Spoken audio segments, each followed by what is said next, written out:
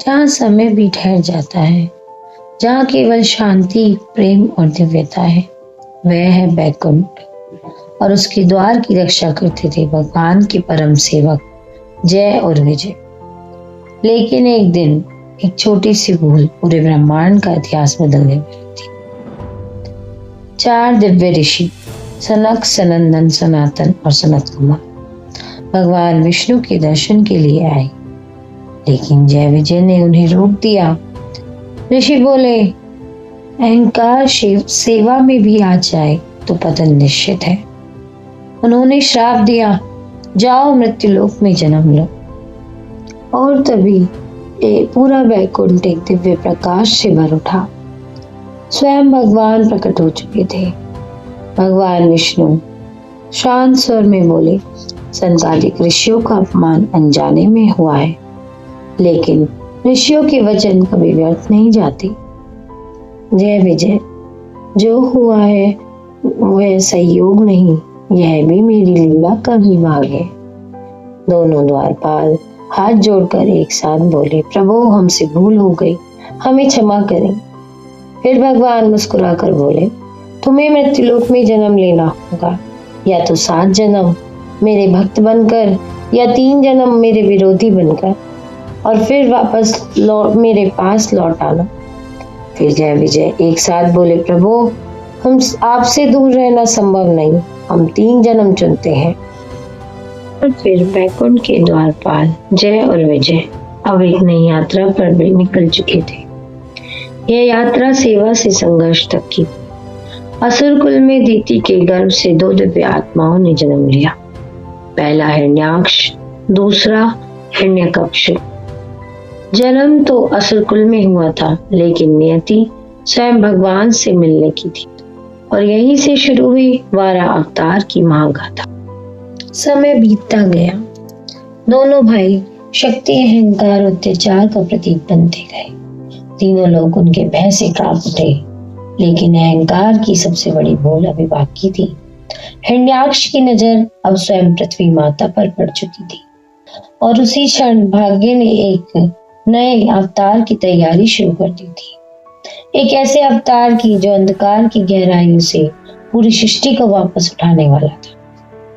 और फिर जब तीनों लोग भय से कांप रहे थे, जब देवता असहाय हो चुके थे, जब पृथ्वी माता अंधकार की गहराइयों में खो चुकी थी, तभी ब्रह्मांड ने एक ऐसी गर्जना गूंजी जिसने समय को भी रोक दिया।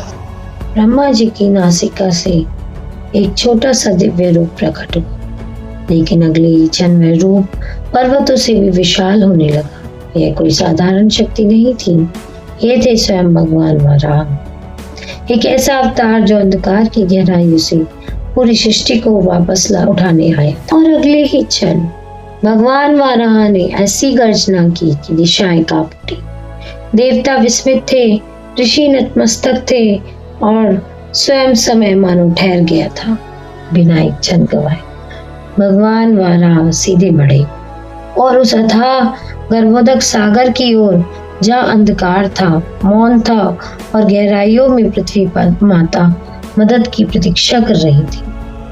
और फिर बिना एक क्षण गवाए भगवान वाराह सीधा कूद पड़े, और उस अथाह गर्भोदक सागर में लहरें गूंज उठी, समुद्र कांप उठा, और देवता सांसें रोककर देखने लगे। जितना नीचे जाते गए उतना ही अंधकार बढ़ता गया।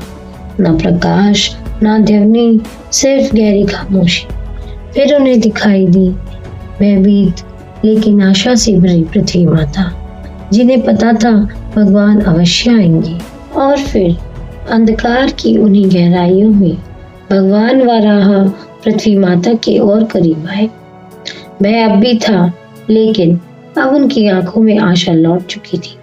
भगवान ने अत्यंत प्रेम से पृथ्वी माता को अपने दिव्य दांतों पर उठा लिया, और उसी क्षण मानो पूरी सृष्टि में फिर से प्राण लौटा।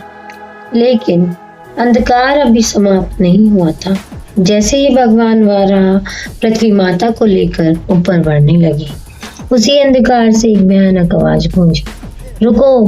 पूरा सागर कांप उठा, और फिर अंधकार से बाहर आया अहंकार का राजा हिरण्याक्ष। जिसने तीनों लोगों को झुकाया था, और अब वह स्वयं भगवान के सामने खड़ा था। शक्तियां आमने सामने थी। हिरण्याक्ष क्रोध से गरजा, कौन है जो मेरी विजय छीनने की हिम्मत कर रहा है? जिसके सामने देवता भी झुक गए, वह पृथ्वी कोई मुझसे नहीं छीन सकता। अब भगवान वाराह शांत स्वर में, अहंकार हमेशा झुकता है और आज धर्म अपना स्थान वापस लेगा।